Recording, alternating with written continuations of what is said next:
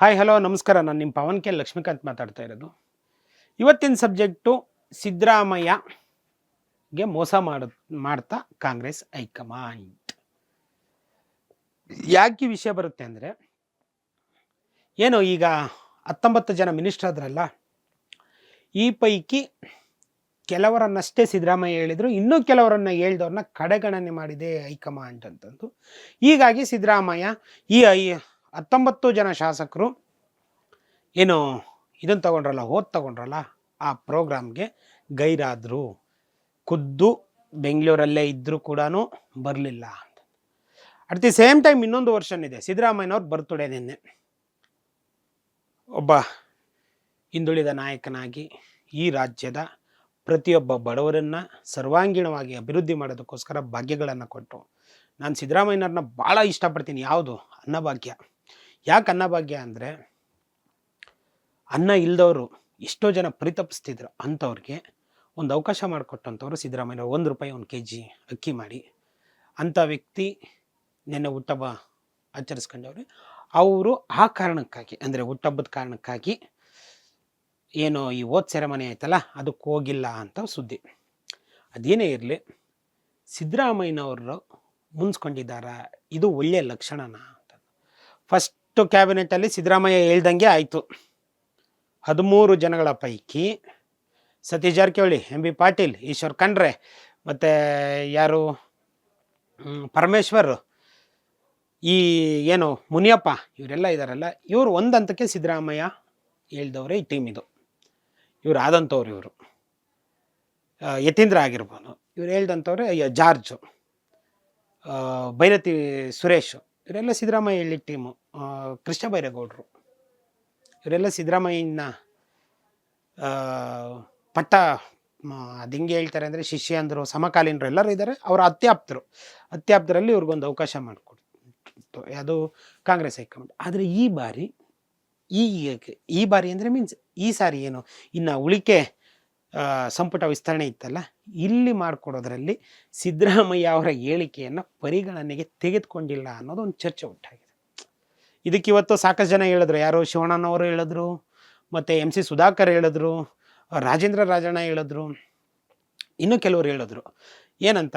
ಇಲ್ಲ, ಸಿದ್ದರಾಮಯ್ಯನವ್ರಿಗೆ ಈ ಸಂಪುಟ ವಿಸ್ತರಣೆಯ ಬಗ್ಗೆ ಬೇಜಾರಿದೆ, ಅಸಮಾಧಾನ ಇದೆ, ಅವ್ರು ಹೇಳ್ದವ್ರಿಗೆ ಕೆಲವ್ರಿಗೆ ಅವಕಾಶ ಸಿಕ್ಕಿಲ್ಲ ಅಂತಂದು.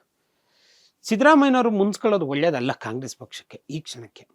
ಈಗ ಅಧಿಕಾರ ಬದಲಾವಣೆಯಾಗಿ ಜಸ್ಟ್ 60 ದಿನ ಆಗಿದೆ, 61 ದಿನ ಆಗಿರ್ಬೋದು ಅಷ್ಟೇ, ಇಲ್ಲ 62 ದಿನ, ಇಲ್ಲ 61 ದಿನ ಆಗಿದೆ. ಈ ಹೊತ್ತಲ್ಲೇ ಸಿದ್ದರಾಮಯ್ಯನ ಇಷ್ಟು ಬೇಗ, ಇಷ್ಟು ಅರ್ಲಿಯಾಗಿ ಮಾಡಿಸೋದಿದೆಯಲ್ಲ, ಅದು ಒಳ್ಳೆಯ ಲಕ್ಷಣ ಅಲ್ಲ. ಇದು ಸಿದ್ದರಾಮಯ್ಯನಿಗೆ ಒಬ್ಬರಿಗೆ ಹೊಡ್ತಾ ಬೀಳಲ್ಲ, ಕಾಂಗ್ರೆಸ್ ಪಕ್ಷಕ್ಕೆ ಹೊಡ್ತಾ ಬೀಳಲ್ಲ, ಸಿದ್ದರಾಮಯ್ಯನಿಗೆ ಹೊಡ್ತಾ ಬೀಳಲ್ಲ. ಸಿದ್ದರಾಮಯ್ಯನವ್ರು ಆರಾಮಾಗೆ ಸಾಕು, 2 ಬಾರಿ CM ಆಗಿದ್ದಾರೆ, 2 ಬಾರಿ ವಿಪಕ್ಷ ನಾಯಕ ಆಗಿದ್ದಾರೆ, 2 ಬಾರಿ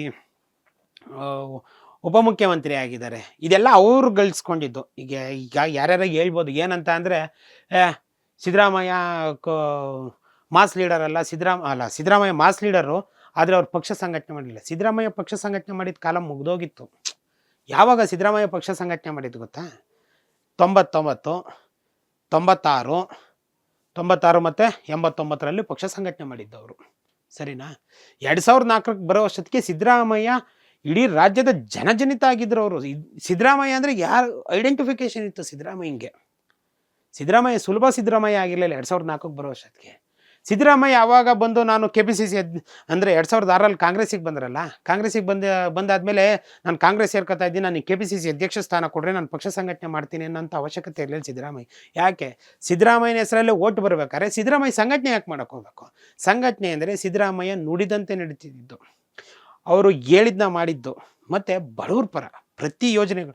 ಈಗ ಯಾವುದೇ ಪೇಪರ್ ತೆಗೆದು ನೋಡಿ, ಸಿದ್ದರಾಮಯ್ಯ 17 ಬಜೆಟ್ ಕೊಟ್ಟಿದ್ದಾರಲ್ಲ, ಯಾವುದೇ ಪೇಪರ್ ತೆಗೆದು ನೋಡಿ, ಸಿದ್ದರಾಮಯ್ಯ ಹಿಂದ ಬಜೆಟ್ಟು. ಈಗ ಕೆಲವು ಮೀಡಿಯಾದವರು ಆಗ್ತಾರೆ, ಮುಸ್ಲಿಮ್ರಿಗೆ ತುಷ್ಟೀಕರಣ ಮಾಡಿದ್ದಾರೆ, ಹಂಗೆ ಹಿಂಗೆ ಬರೀ ಹಿಂದುಳಿದ ವರ್ಗದವ್ರಿಗೆ ಕೊಟ್ಟಿದ್ದಾರೆ, ಈ ಬರೀ ದಲಿತರಿಗೆ ಕೊಟ್ಟಿದ್ದಾರೆ ಅಂತ ಸುದ್ದಿಗೆ ಹಂಗೆ ಹೆಸರು ಮಾಡ್ಕೊಬಂದವರು. ಅಂದರೆ ಎಲ್ಲಿದ್ದಿದ್ದು ಬಡವ್ರ ಸಂಖ್ಯೆ ಎಲ್ಲಿದ್ದಿದ್ದು? ಅವರಿಗೆ ಬಡವರನ್ನ ಮುಂದಕ್ಕೆ ತರೋಂಥ ಕೆಲಸ ಮಾಡಿದ್ದು. ಈಗ ಹಳೇದೆಲ್ಲ ಬೇಡ, ಈ ಪಂಚ ಗ್ಯಾರಂಟಿನ ಯೋಜನೆ ಮಾಡ, 2,000 ರೂಪಾಯಿ ಯಾರಿಗೋಗುತ್ತೆ? BPL ಕಾರ್ಡು, ಅಂತ್ಯೋದಯ ಕಾರ್ಡ್ ಇರೋರ್ಗೆ ಹೋಗುತ್ತೆ. ಮತ್ತು ಫ್ರೀ ಬಸ್ಸು ಖಂಡಿತ ಕಾರಾಗಿರನ ಯಾರನ್ನ ತಗೊಂಡಿದ್ದಾನೆ ಅಂದರೆ ಅವನಂತ ಅವರಂಥವ್ರು ಇನ್ನೊಬ್ರು ಇಲ್ಲ, ಯಾರು ಮಹಿಳೆಯವರು. ನಾನು ಎಕ್ಸ್ಪೆಷಲಿ ಹೇಳ್ತೇನೆ, ಕಾರಾಗ ಓಡಾಡೋ ಅಂಥ ಮಹಿಳೆ ಏನು ತಗೋತಾ ಇಲ್ಲ, ಬಡವರೇ ತಗೋತಾರೆ. ಮಿಡ್ಲ್ ಕ್ಲಾಸ್ ಫ್ಯಾಮಿಲಿ ಮತ್ತು ಬಡವರಷ್ಟೇ ತಗೋತಾ ಇರೋದು. ಇನ್ಯಾರು ಶ್ರೀಮಂತರಂತೂ ಯಾರು ಆ ರಶ್ ಆಗಿ ಆ ಬಸ್ ಸೀಟ್ ಇಟ್ಕೊಂಡು ಹೋಗ್ಬೇಕಾದ್ ಯಾಕೆ ಹಂಗೂ ತಗೋತಾ ಇದ್ರೆ ಅವರಂಥ ಪರಮ ಪಾಪಿಸ್ಟ್ ಇನ್ನೊಬ್ರಿಲ್ಲ. ಹಾಂ, ಅದಾದಮೇಲೆ ಅಕ್ಕಿ ವಿಚಾರ 2013 ಕೊಟ್ಟಂಥ ಅಕ್ಕಿ ವಿಚಾರ, ಇದೆಲ್ಲ ಯಾರಿಗೆ ತಲುಪಿಸುತ್ತೆ? ಶ್ರೀಮಂತರು ಕೆಲವರು ಹಣಕಾಸು ಮತ್ತು ಜಮೀನು ಆಸ್ತಿ ಎಲ್ಲ ಇದ್ದು ಕೂಡ ಅವರು ಕೆಲವ್ರು ಪಡಿತಾ ಇದ್ದಾರೆ, ಇಲ್ಲ ಅಂತ ಹೇಳಲ್ಲ. ಅಂಥವ್ರು ಬಿಡಿ, ಅವರು ಮಾನ ಮರ್ಯಾದೆ ನಾಚಿಕೆನೆಲ್ಲ ಬಿಟ್ಟು ನಿಂತಿರೋ ಅಂಥ ಜನ, ಹಂಗಾಗಿ ಅವ್ರು ತಗೋತಾ ಇರ್ತಾರೆ. ಆದರೆ ಸಿದ್ದರಾಮಯ್ಯ ಕೊಟ್ಟಿದ್ದು ಬಡವ್ರಿಗೆ. ಸಿದ್ದರಾಮಯ್ಯ ಮೈಸೂರಿಂದ ಬಂದಿದ್ದು, ಒಣಯಿಂದ ಬಂದಿದ್ದು, ಅಥವಾ ಚಾಮುಂಡೇಶ್ವರಿಯಿಂದ ಬಂದಿದ್ದು. ಸಿದ್ದರಾಮಯ್ಯ ನಾನು ಬಡವ್ರ ಕೆಲಸ ಮಾಡ್ತೀನಿ, ನಾನು ಸಾಮಾಜಿಕ ನ್ಯಾಯದ ಸಾಮಾಜಿಕ ನ್ಯಾಯಕ್ಕೋಸ್ಕರ ನಾನು ಕೆಲಸ ಮಾಡ್ತೀನಿ, ಸಂವಿಧಾನದ ಆಶಯಕ್ಕೋಸ್ಕರ ನಾನು ಕೆಲಸ ಮಾಡ್ತೀನಿ ಅಂತ ಬಂದಿದ್ದು ಸಿದ್ದರಾಮಯ್ಯನವರು, ಮಾಜಿ CM ಸಿದ್ದರಾಮಯ್ಯನವರು. ಹಾಗಾಗಿ ಸಿದ್ದರಾಮಯ್ಯ 2006ರಲ್ಲಿ ನಾನು ಬಂದು ಪಕ್ಷ ಸಂಘಟನೆ ಮಾಡ್ತೀನಿ, KPCC ಅಧ್ಯಕ್ಷನ ಸ್ಥಾನ ಮಾಡಿ ಅಂತ ಕೇಳೋಂಥ ಅವಶ್ಯಕತೆ ಇರಲಿಲ್ಲ. ಹೇಳ್ಬೋದು ಎಲ್ಲರೂ, ಅವ್ರು ಸಂಘಟನೆ ಮಾಡಿದ್ದಾರೆ, ಇವ್ರು ಸಂಘಟನೆ ಮಾಡಿದ್ದಾರೆ, ಅವ್ರು ಅದಕ್ಕೋಸ್ಕರ ರಾಜಕಾರಣಕ್ಕೆ ಬಂದಿದ್ದು, ಇದಕ್ಕೋಸ್ಕರ ರಾಜಕಾರಣಕ್ಕೆ ಬಂದಿದ್ದವರು, ಅವ್ರಿಗೊಂದು ಅವಕಾಶ. ಹೌದು, ಸಿದ್ದರಾಮಯ್ಯನ ನಂತರ ಈಗ 2004 ನಂತರ ಖರ್ಗೆ ಅವರಿದ್ದರು, ಧರ್ಮಸಿಂಗ್ ಇದ್ದರು, ಮತ್ತು ಇನ್ನು ಕೆಲವು ನಾಯಕರಿದ್ದರು ದೊಡ್ಡ ಮಟ್ಟದ, ಯಾರು ಶ್ರೀನಿವಾಸ್ ಪ್ರಸಾದ್ ಆಗಿರ್ಬೋದು, ಇಂಥವ್ರಿದ್ದರು. ಆದರೆ ಒಗ್ಗೂಡಿ ಇಡೀ ರಾಜ್ಯವನ್ನು ಒಗ್ಗೂಡಿಸೋಂಥ ನಾಯಕತ್ವ ಇರಲಿಲ್ಲ. ಸಿದ್ದರಾಮಯ್ಯನವರಿಂದ ಇಡೀ ರಾಜ್ಯವನ್ನು ಒಗ್ಗೂಡಿಸೋಂಥ ಒಂದು ನಾಯಕತ್ವ ಸಿಕ್ತು. ಈಗ DK ಶಿವಕುಮಾರ್ನ ಇಷ್ಟೆಲ್ಲ ಹೇಳ್ತಾರೆ. DK ಶಿವಕುಮಾರ್ನ ರೆಪ್ರೆಸೆಂಟೇಷನ್ ಬಂದಾಗ ಯಾವ ಭಾಗ ಗುರುತಿಸ್ತಾರೆ ಹೇಳಿ? ಹಳೆ ಮೈಸೂರು ಭಾಗನೇ ಗುರುತಿಸೋದು. ಒಕ್ಕಲಿಗರ ಪ್ರಾಬಲ್ಯ ಎಲ್ಲಿದೆ ಅಲ್ಲಿ ದೇವೇಗೌಡರ ಆಪೋಸಿಟು ಅಥವಾ ಕುಮಾರಸ್ವಾಮಿ ಅವರ ಆಪೋಸಿಟು DK ಶಿವಕುಮಾರ್ ನೋಡ್ತಾರೆ. ಸಿದ್ದರಾಮಯ್ಯ ಹಂಗಲ್ಲ. ಬೀದರ್ನ ಬಾಲ್ಕಿಯಿಂದ ಹಿಡಿದು ಚಾಮರಾಜನಗರದ ಕೊಳ್ಳೇಗಾಲದವರೆಗೂ ಇನ್ಫ್ಲುಯೆನ್ಸ್ ಮಾಡಿದ್ದಾರೆ ಸಿದ್ದರಾಮಯ್ಯನವರು. ಅದೆಲ್ಲರಿಗೂ ಗೊತ್ತಿದೆ. ಅದು ಇವನ್ ಕಾಂಗ್ರೆಸ್ ಹೈಕಮಾಂಡ್ಗೂ ಗೊತ್ತಿದೆ, ಕಾಂಗ್ರೆಸ್ ನಾಯಕರಿಗೂ ಗೊತ್ತಿದೆ, ಎಲ್ಲರಿಗೂ ಗೊತ್ತಿದೆ. ಇಂಥವ್ರು ಇಷ್ಟು ಬೇಗ ಯಾಕೆ ಮುನಿಸ್ಕೊಂಡ್ರು, ಇಂಥವ್ರು ಯಾಕೆ ಇಷ್ಟು ಬೇಗ ಒತ್ತು ಪ್ರೋಗ್ರಾಮಿಗೆ ಬರಲಿಲ್ಲ ಅನ್ನೋದಿದೆಯಲ್ಲ, ಇದು ಕಾಂಗ್ರೆಸ್ ಪಕ್ಷಕ್ಕೆ ಒಳ್ಳೆ ಬೆಳವಣಿಗೆ ಅಲ್ಲ. ಸಿದ್ದರಾಮಯ್ಯನವ್ರು ನಿಜವಾಗ್ಲೂ ಮುನಿಸ್ಕೊಂಡಿದ್ರೆ ಖಂಡಿತ ಅದನ್ನು ಸಾರ್ಟ್ ಔಟ್ ಮಾಡಬೇಕು. ಇಲ್ಲ ಅಂದರೆ DK ಶಿವಕುಮಾರ್ 2028ಕ್ಕೆ 142 ಸ್ಥಾನ ಗೆದ್ದು ನಾವು ಅಧಿಕಾರಕ್ಕೆ ಬರ್ತೀವಿ ಅಂತ ಹೇಳ್ತಾ ಇದ್ದಾರೆ. 142 ಅಲ್ಲ, 42 ಸ್ಥಾನಕ್ಕೂ ಕಷ್ಟಪಡಬೇಕಾಗತ್ತೆ. ಯಾಕೆ? ವೀರೇಂದ್ರ ಪಾಟೀಲ್ ಅವರು ಕೂಡ 179 ಸ್ಥಾನ ತಂದುಕೊಟ್ಟವರು. 1 ವರ್ಷ ಅಧಿಕಾರದಲ್ಲಿರಲಿಲ್ಲ ಅವರು. ನೆಕ್ಸ್ಟ್ ಎಲೆಕ್ಷನ್ ಎಷ್ಟಕ್ಕೆ ಬಂತು? 34ಕ್ಕೆ ಬಂತು. ಅದ್ರ ಕರ್ದನ ಬರಲಿಲ್ಲ ಅವ್ರಿಗೆ. ಸರಿ, ಹಿಂಗಾಗಿ ಸಿದ್ದರಾಮಯ್ಯನವ್ರು ಮುನ್ಸ್ಕೊಂಡಿದ್ರೆ ಆ ಮುನಿಸು ಒಳ್ಳೆಯದಲ್ಲ.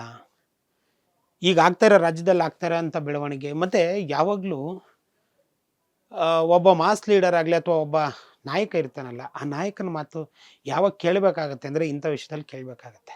ಈಗ ನೋಡಿ, DK ಶಿವಕುಮಾರ್ ಇಷ್ಟೆಲ್ಲ ಅರಸಾಹಸ ಪಡ್ತಾ ಇದ್ದಾರೆ. ಯಾರನ್ನ ರಾಜೀನಾಮೆ ಕೊಟ್ಟರೆ 5 ನಿಮಿಷಕ್ಕೆ ಅಕ್ಸೆಪ್ಟ್ ಮಾಡ್ತೀನಿ. ಇದರಿಂದ ಈ ಹುಂಬುತನದಿಂದ DK ಶಿವಕುಮಾರ್ ಅವ್ರಿಗೆ ಒಳ್ಳೇದಾಗಲ್ಲ. ಯಾಕೆ ಅಂದರೆ ಆ ಹುಂಬುತನ ಅವ್ರು ಒಳ್ಳೇದು, ಆ ಥರ ಇರಬೇಕು, ಹೆಂಗೆ ಮನ್ಸೋದು ಅಲ್ವಾ? ಆದರೆ ಅದೇ ಕೆಲವೊಂದು ಟೈಮು ಈ ಕೆಲವ್ರು ಕೇಳಲ್ಲ. ಇವರು ಈ ಕೆಲವರು ಸ್ವಪ್ರತಿಭೆಯಿಂದ ಬಂದಿರ್ತಾರೆ. ಯಾರ್ದು ವರ್ಚಸ್ಸಿರಲ್ಲ, ಯಾರು ಬೇಕಾಗಿರಲ್ಲ ಅವ್ರಿಗೆ. ಅಂಥವ್ರು ಇರ್ತಾರೆ. ಅಂಥವ್ರನ್ನೇನು ಮಾಡೋಕ್ಕಾಗಲ್ಲ. ಯಾಕೆ ಅಂದರೆ ನೀನು ಅಲ್ದಿದ್ರೆ ಇನ್ನೊಂದು ಪಾರ್ಟಿಗೆ ಹೋಗಿ ಗೆದ್ದುಬಿಡ್ತೀನಿ ಅಂತಾರೆ. ಅಂಥವ್ರನ್ನ DK ಶಿವಕುಮಾರ್ ಅವರು ನೋಡಿ ಸಮಾಧಾನ ಪಡಿಸ್ಬೇಕು. ಬಟ್ ಈಗ ಗೆದ್ದಿರೋ ಅಂಥ ಅಸಮಾಧಾನ ಇದೆಯಲ್ಲ, DK ಶಿವಕುಮಾರ್ ಆಗಿರ್ಬೋದು, ಅವ್ರು ಸೈಲೆಂಟ್ ಆಗಿರೋದು ಆಗಿರ್ಬೋದು, ಇದು ಒಳ್ಳೆಯ ಲಕ್ಷಣಗಳಲ್ಲ ಅನ್ನೋದು ಮೇಲ್ನೋಟಕ್ಕೆ ತಿಳಿತಾ ಇದೆ. ಇಷ್ಟು ಈ ವಿಷಯ. ಶೇರ್ ಮಾಡಿ, ಕಮೆಂಟ್ ಮಾಡಿ. ನಮಸ್ತೆ.